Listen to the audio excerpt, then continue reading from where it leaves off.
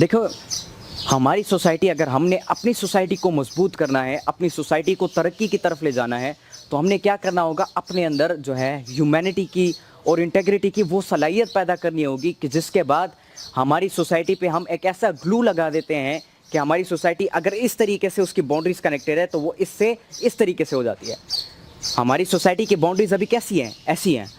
ہم اگر اس کو تھوڑا سا ہلائیں گے یہ آسانی سے نکل جائے گی،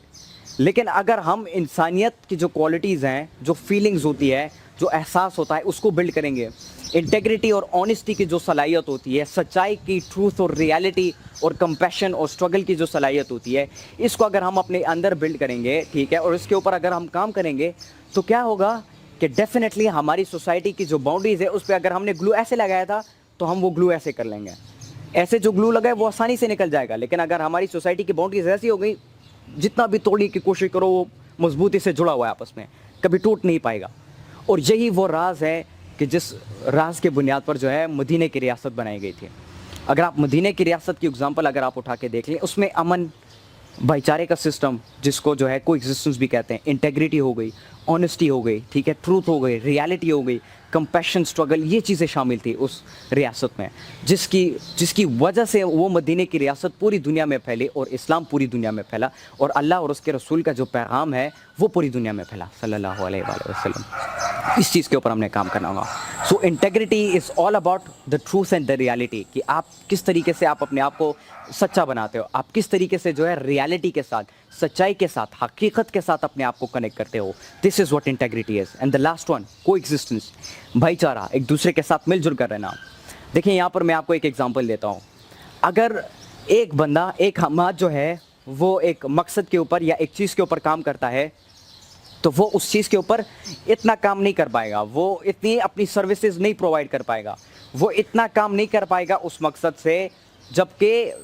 باقی کے جو لوگ ہیں، فار ایگزامپل آپ لوگ کو، ٹھیک ہے، آپ لوگ مل کر، ہم سب لوگ مل کر جو ہے اس مقصد کے اوپر کام کرتے ہیں۔ اب ہمارا مقصد پاکستان کو آگے بڑھانا ہے۔ اگر میں یا کوئی بھی انسان اکیلا اس پاکستان کو آگے بڑھانے میں لگ جائے گا تو بہت زیادہ وقت لگ جائے گا اس کو، شاید پاکستان پھر بدل بھی جائے نہ بدل جائے، اب وہ اس کی محنت پہ ڈیپینڈ کرتا ہے۔ تو اگر ایک بندہ ایک مقصد کے اوپر کام کرتا ہے وہ اتنا اثر نہیں رکھتا جتنا پوری پاکستان قوم اگر اکٹھی ہو جائے، پورے جتنے بھی پاکستانی ہیں ہم سب اکٹھے ہو جائیں اور مل کر یہ فیصلہ کریں کہ ہمارا جینا مرنا پاکستان کے ساتھ ہے، ہمارا مقصد پاکستان کی خدمت کرنی ہے۔ اگر ہم یہ مقصد اپنا لیں اور پوری قوم متحد ہو جائیں، کو ایگزسٹنس جو ہے ہم اپنے اندر بلڈ کر دیں، تو keep this thing in mind that majority has much better effect then, میں کہہ سکتا ہوں سنگل، جب آپ کام کرتے ہو تو میجورٹی کا امپیکٹ زیادہ ہوتا ہے اس مقصد کے اوپر، کام کے اوپر۔ اگر پوری قوم مل کر اپنے ملک کے لیے کام کرتی ہے تو وہ زیادہ وہ پراثر بن جاتی ہے، آپ بہترین طریقے سے اپنے ملک کی خدمت کرتے ہو، اپنے ملک کو آگے بڑھاتے ہو۔ جس یونٹی سے جرمنی کے لوگ رہتے ہیں، جس یونٹی سے جو ہے یو ایس کے لوگ رہتے ہیں، اب یو ایس کی ایگزامپل آپ لے لیں، 50 مختلف اسٹیٹس جو ہیں وہ آپس میں کو ایگزسٹنس میں رہ رہے ہیں، ٹھیک ہے، وہ آپس میں ایک دوسرے کے ساتھ مل جل کر رہ رہے ہیں، کسی کو ایک دوسرے سے مسئلہ نہیں، وہ اپنے ساتھ جو ہے مل جل کر رہ رہے ہیں۔ اور اگر وہ کوئی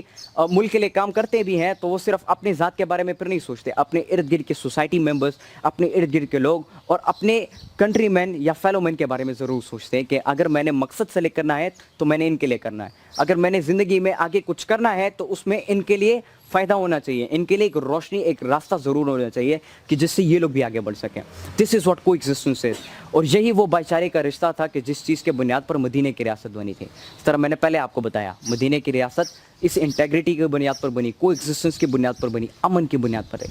اور جس طریقے سے وہ واقعہ آپ نے ضرور سنا ہوگا کہ جب حضرت محمد صلی اللہ علیہ وآلہ وسلم مکہ کے جتنے بھی مہاجر تھے ان سب کے ساتھ مدینہ جب چلے گئے اور انہوں نے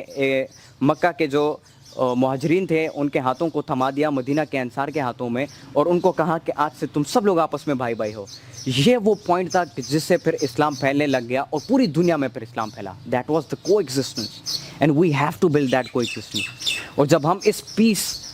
جس کے اندر پھر ڈیولپمنٹ، آپ کی گروتھ، آپ کی جو ہے ایڈوانسمنٹ یا ایکسپینشن آ جاتی ہے، اور ہم اگر اس انٹیگریٹی جس میں آپ کی آنیسٹی، آپ کی ٹروتھ، آپ کا کمپیشن، آپ کی ریالٹی آ جاتی ہے، آپ کی حقیقت آ جاتی ہے، آپ کی سچائی کے ساتھ لگن آ جاتی ہے، ٹھیک ہے، اور جب ہم اس کو ایگزسٹنس کے جس میں ہم ایک میجر امپیکٹ بناتے ہیں، نہ کہ سنگل امپیکٹ، جس میں ہم ایک میجر امپیکٹ بناتے ہیں اور مل کر اپنی سوسائٹی کی جو باؤنڈز ہیں اس کو ہم اسٹرانگ کرتے ہیں, مضبوط بناتے ہیں, اور ہم مل کر جب آگے بڑھیں گے, یاد رکھیں that will be the stage. یہ وہ مقام ہوگا, وہ اسٹیج ہوگا کہ جب پاکستان آگے بڑھنا شروع کرے گا. یہ وہ اسٹیج ہوگا کہ ہماری سوسائٹیز آگے بڑھیں گی, ہمارے مسائل تمام ختم ہو جائیں گے, اور